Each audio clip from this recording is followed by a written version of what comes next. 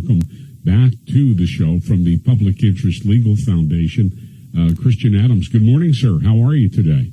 Good morning. Thank you for having me. Well, it's great to have you back, and I know that we're looking for an update on what we've talked about before, and that is that you've been fighting to get information on the so-called glitch that allowed aliens to register to vote here in the Commonwealth for decades. So I know you're arguing now with the Third Circuit Court of Appeals. Give us an update, please. Right, and this is not subject to debate that this happened. Even Pennsylvania admits that they were letting non-citizens onto the voter rolls going back 2 decades. And all we wanted to do was to get the records to see how bad the problem was, how did they claim they fix it, and was it an effective program to fix it? And so we sued in federal court. We won. We won in federal court at the trial court. Pennsylvania, seemingly with unlimited amounts of money to spend to hide the facts here. Our money, by the way, our tax money. Correct. Appealed to the Third Circuit Court of Appeals. We had arguments yesterday in Philadelphia. I don't think it went very well for the Commonwealth's efforts to hide the facts about this. It was a 3-judge panel. They asked lots of questions. They seem to understand the importance of transparency in running our elections. The Commonwealth dug in. They're still trying to hide all of the records associated with aliens registering and voting in the Commonwealth since the 90s. And so hopefully we'll eventually get transparency, even though we've been fighting this now for like 6 years. Do you have any inkling, Christian, as to how bad this is? I mean, if they want to cover it up, if they don't want transparency, it can't be pretty. Well, the initial report was from Al Schmidt. Now, Al Schmidt is now running elections in the state, but when he was in Philadelphia running elections there, he said there were 100,000 foreigners who got on the voter rolls. Since then, the state has tried to whittle that number down to only 10,000. They said yesterday at the hearing, this is unbelievable, they said that Pennsylvania did not remove a single non-citizen through this process. Now, that opened up my ears because I thought, wait a minute, this is exactly the kind of information we want, is to know how many non-citizens out of that 100,000 or 10,000 they actually took off the voter rolls. And they said yesterday, 0.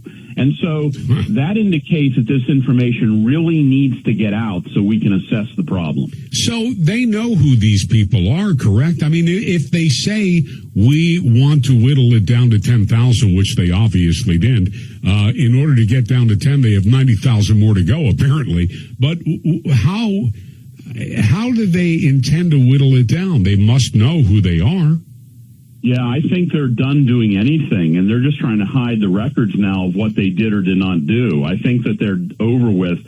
And like I said, in the federal court yesterday, when they said that they didn't remove anybody, I think this is a sleight of hand. And what they meant to say was that they voluntarily took everybody's word for it, whether or not they were a citizen who was on their suspect list. And they didn't do any independent work to figure it out. That's what I think it means. And that's frightening if that's the case. And that's all the more reason why this information has to be made public. So is it still going on? I think the answer has to be yes. Otherwise, they would be forthcoming to show the hard work and the effective program they implemented. Instead, they're hiding everything. And that tells me that the Commonwealth government didn't do a very effective job or a very thorough job, and that's why they want to hide it from the public, how many aliens were voting. I mean, we don't know their voting histories. They're hiding that, too, because that's egg on their face. That's what governments do. When they screw things up, they like to keep it in the dark. Now, I just want to come back to the term aliens. I'm taking it that in this case, we're not necessarily talking about people here illegally, illegal aliens. We're talking about people who are not legal residents of the United States. They may be allowed to be here, but they're not legal residents and can't vote. So is it all of the above? Yeah, these are people here, all of the above. These are both illegal. These are legal non-citizens, green card holders. They were getting on the voter rolls for 20 years because Pennsylvania had a PennDOT computer interface that didn't give a rip whether or not you said you were an alien. If you said, "Are you a citizen?" No, you would still be invited to get on the voter rolls. And so that's the glitch. They call it a glitch. It's worse than a glitch. That's the glitch that was letting people get on the voter rolls if they were from Guatemala, Mexico, Canada, Islamabad, Pakistan, whatever.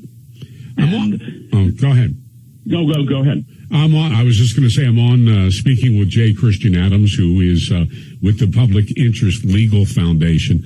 Well, my question is, do you have any insight into what we've been hearing about the Democrats stashing illegals, moving them to certain states in order to bolster what they believe will be Democratic voters in the future? The example given was Ohio, where Ohio is a swing state. So now they're loading Ohio up with Haitians and others who tend to vote Democratic.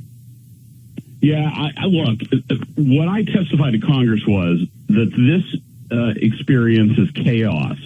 This is not some sort of organized thing in my experience. And I've been watching this and collecting data on this for a long time. The system has total holes to run through, like happened in Pennsylvania, and it's more a complete screw up. Now, some people will roll their eyes and say, "I don't believe it." Well, look, sometimes third-party registration drives of groups that go out there and try to register certain voters, like at festivals, they don't seem to care too much about the citizenship issue. But this is not, the nets are so big, the nets thrown out over PennDOT to catch people who are getting driver's licenses. It's chaos. It's screw up. And it doesn't need to be a conspiracy. Frankly, I wish it were a conspiracy because that's easier to fix. You bust up the conspiracy.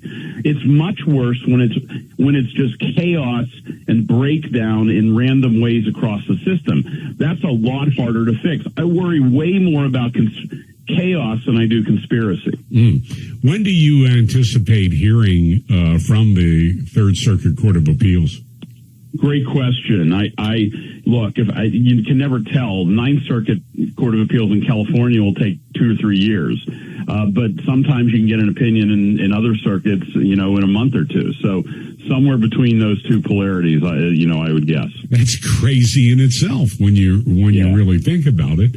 I look forward to. Well, when I say I look forward to, I thank you for giving us these updates and. Well, I do look forward to hearing what comes of it. It's just unfortunate that we even have to be here. Yeah, I agree. Thanks for having me. My pleasure. J. Christian Adams will speak with you again. Take care. Bye-bye.